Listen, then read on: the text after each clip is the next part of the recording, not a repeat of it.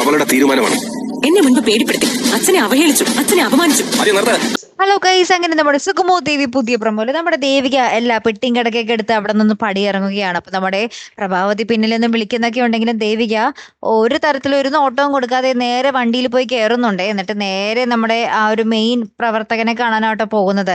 അദ്ദേഹം നമ്മുടെ ദേവികനെയും സിദ്ധാർത്ഥനെയും കുറെ അവഹേളിച്ചല്ലോ. അപ്പൊ അവിടെ ചെന്നിട്ട് ഇയാളെ നമ്മുടെ ദേവിക കുറെ ഇങ്ങനെ ചീത്ത പറയുക. അപ്പൊ നമ്മുടെ അയാള് മറ്റേ ഓപ്പോസിറ്റുള്ള ആ പ്രവർത്തകൻ പറയുന്നുണ്ട്, നിർത്ത് മതി എന്നൊക്കെ പറയുമ്പോൾ ദേവിക പറയുന്നുണ്ട്, അങ്ങനെ നിർത്താനൊന്നും ഞാൻ വിചാരിക്കുന്നില്ല സാർ, ഞാനിപ്പോ ഭരണപക്ഷത്തെ നേതാവാണ്, എനിക്ക് സംസാരിക്കാനുള്ള ആ ഒരു റൈറ്റ്സ് ഉണ്ടെന്നൊക്കെ പറഞ്ഞ് നമ്മുടെ ദേവിക അങ്ങോട്ട് കത്തിക്കയറും കേട്ടോ. കുറച്ച് ദിവസം മുന്നേ വരെ നിങ്ങൾ എന്നെയും എൻ്റെ അച്ഛനെയൊക്കെ കുറെ അവഹേളിച്ചില്ല, അതിനെനിക്ക് മറുപടി തരണ്ടേ എന്നൊക്കെ പറഞ്ഞ് ദേവിക അങ്ങോട്ട് അടപടലം കത്തിക്കയറുക. അപ്പുറത്താണെങ്കിൽ നമ്മുടെ സിദ്ധാർത്ഥൻ നമ്മുടെ പ്രഭാവതിയോട് പറയുന്നുണ്ട്, താനൊന്ന് ചിന്തിച്ചു നോക്കുക, അവളുടെ സ്ഥാനത്ത് താനാണ് ഇങ്ങനെയെങ്കിലും സഹിക്കോ, ഇതൊരു അപകട തീരുമാനമാണ് എന്നൊക്കെ നമ്മുടെ സിദ്ധാർത്ഥൻ ഇങ്ങനെ നമ്മുടെ പ്രഭാവതിക്ക് ഒരു മുന്നറിയിപ്പൊക്കെ കൊടുക്കുന്നുണ്ട്. അപ്പുറത്ത് നന്ദനാണെങ്കിൽ വീണ്ടും ഒരു മാറ്റവും ഇല്ലാതെ പഴം വിഴുങ്ങിയ പോലെ നിൽക്കുന്നുണ്ട് കേട്ടോ. എന്തായാലും കാത്തിരുന്നതിനെ കാണാം. അപ്പൊ അടുത്തൊരു വീഡിയോ വരുന്നത് വരയ്ക്കും ഗുഡ് ബൈ.